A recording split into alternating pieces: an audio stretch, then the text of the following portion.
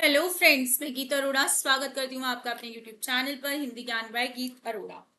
यहाँ हम कर रहे हैं सामान्य हिंदी की पीवाईक्यू सीरीज, जिसमें हम जो है एग्जाम पैटर्न समझते हुए अपने व्याकरण के कॉन्सेप्ट्स को सॉल्व कर रहे हैं और जो है अपनी तैयारी को जो है मजबूत कर रहे हैं। और हिंदी का टारगेट हमने रखा है 20 में से 20 क्वेश्चन लाने का। अब ज्यादा टाइम वेस्ट नहीं करते हैं, वीडियो को लाइक शेयर सब्सक्राइब करना मत भूलिएगा और ज्यादा से ज्यादा जो है शेयर करिएगा।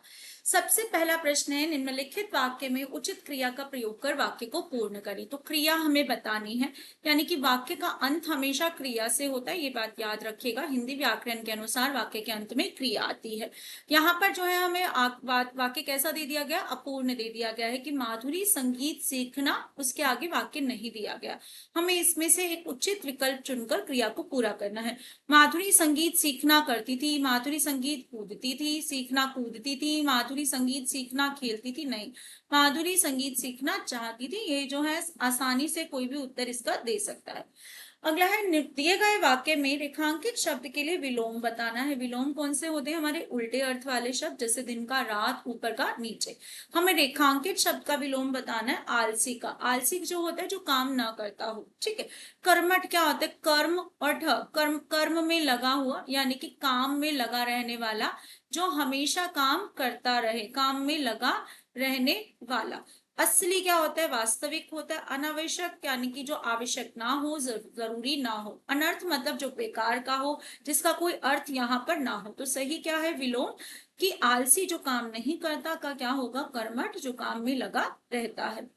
जो बात साफ साफ कहे, वाक्यांश के लिए सही सार्थक शब्द। अब वाक्यांश क्या होते हैं, वाक्य का एक अंश होते हैं जिनको हम एक शब्दों में बता सकते हैं। जैसे हम कहते हैं ना, मांस ना खाने वाले को हम एक शब्द से कैसे दर्शाएं, तो हम कह देते हैं कि वो मांसाहारी है ना। तो ऐसे ही जो बात साफ साफ कहे, उसके लिए एक शब्द हमें चुनना है। यहाँ विकल्प है शाक्त। शाक्त कौन होते हैं, जो शक्ति की उपासना करते हैं, यानी कि शिव की अर्धांगिनी शक्ति की उपासना करते हैं। शिव की उपासना करने वाले शैव कहलाते हैं। सर्वोदयी जो सबका उदय चाहते हैं। स्पष्टवादी, स्पष्ट मतलब साफ, वादी मतलब बोलना, वाद का अर्थ ही बोलना होता है। तो साफ बोलने वाला। मित व्ययी, व्ययी मतलब खर्चा करने वाला, ई लगा है साथ में, और मित मतलब कम।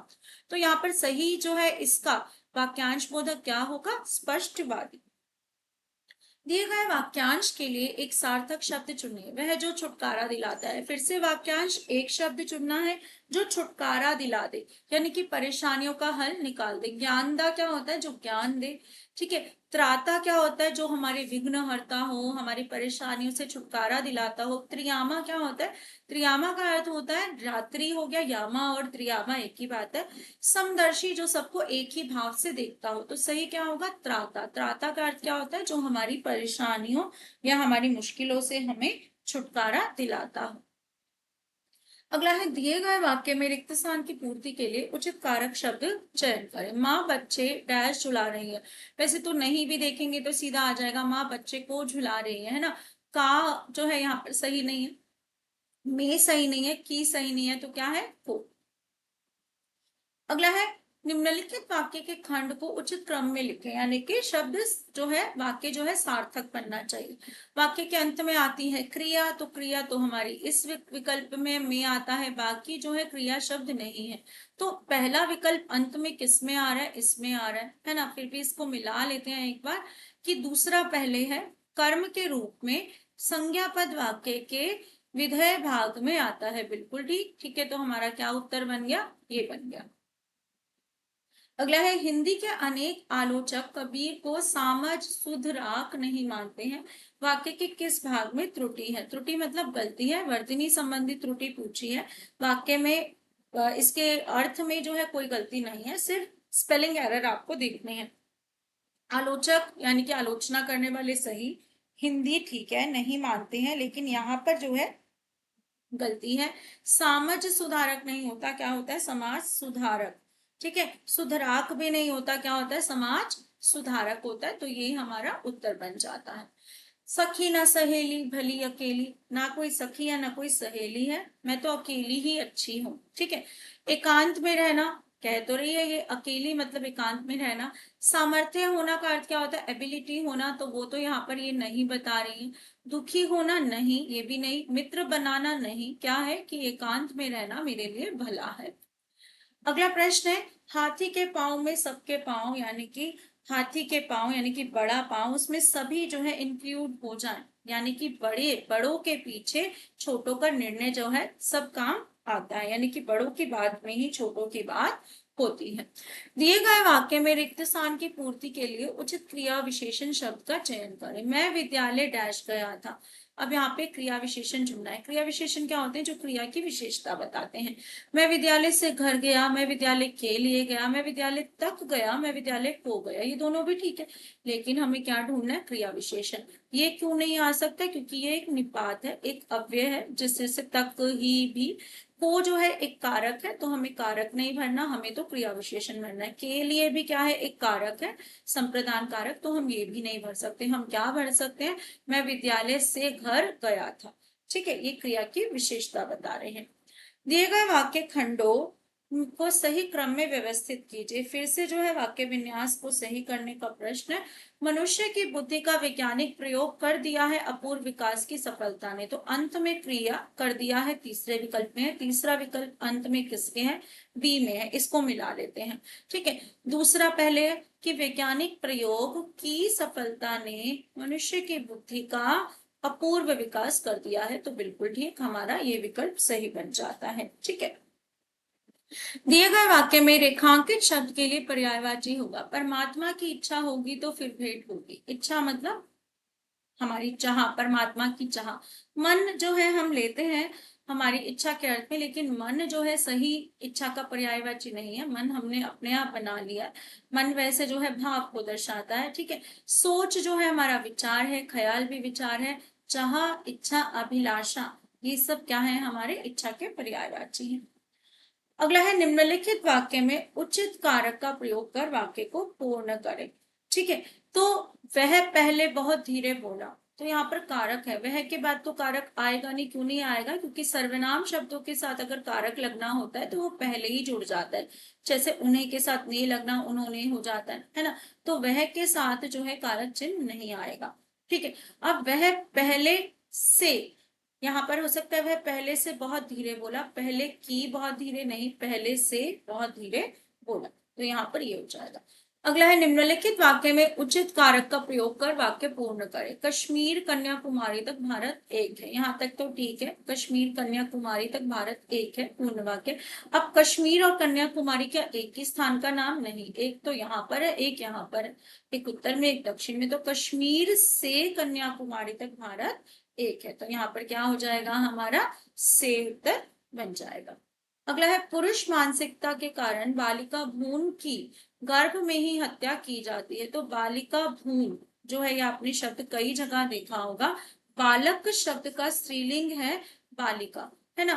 और भ्रूण ना होकर क्या होता है? भ्रूण होता है। भ्रूण हत्या कई जगह पोस्टर देखे होंगे।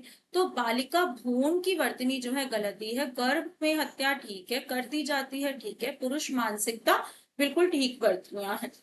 अगला है गद्यांश आधारित प्रश्न, जिसके लिए पहले गद्यांश को पढ़ना जरूरी है। कि मनोविकार दो प्रकार के होते हैं, प्रेष्य और अप्रेष्य, यानी कि एक तो जिनको हम किसी को बता दें, दूसरे मन में रखें, जिसको प्रत्यक्ष करें, और दूसरे को नहीं। प्रेष्य वे हैं जो एक के हृदय में पहले के प्रति उत्पन्न होकर दूसरे के हृदय में भी पहले के प्रति उत्पन्न हो सकते हैं, जैसे क्रोध, घृणा, प्रेम इत्यादि। हम जिस पर क्रोध करेंगे वह हमारे क्रोध के कारण हम पर भी क्रोध कर सकता है। जिससे हम प्रेम करेंगे वह हमारे प्रेम को देख हमसे भी प्रेम कर सकता है। अप्रेष्य मनोविकार जिसके प्रति उत्पन्न होते हैं, उसके हृदय में यदि करेंगे तो सदा दूसरे भावों की सृष्टि करेंगे। उसके अंतर्गत भय, दया, ईर्ष्या आदि है। जिसे हम भय करेंगे वह हमारे भय के प्रभाव से भय नहीं करेगा, बल्कि हम पर दया करेगा। जिस पर हम दया करेंगे वह हमारी दया के कारण हम पर दया नहीं करेगा, बल्कि हम पर श्रद्धा करेगा, यानी विश्वास करेगा। जिससे हम ईर्ष्या करेंगे वह हमारी ईर्ष्या को देख हमसे ईर्ष्या नहीं करेगा, बल्कि घृणा करेगा, यानी नफरत करेगा। प्रेष्य मनोवेग सजातीय संयोग पाकर जल्दी बढ़ते हैं। एक के क्रोध को देखकर दूसरा क्रोध करेगा, दूसरे के क्रोध को बढ़ते देख पहले का क्रोध बढ़ेगा, पहले का क्रोध बढ़ते देख दूसरे का क्रोध और बढ़ेगा। इस प्रकार अत्यंत भीषण क्रोध का दृश्य उपस्थित हो सकता है। होता है ऐसा ना, सड़कों पर जरा सा कुछ हो नहीं जाता, जो है क्रोध बढ़ता बढ़ता बढ़ता भीषण लड़ाई का जो है रूप ले लेता है ना।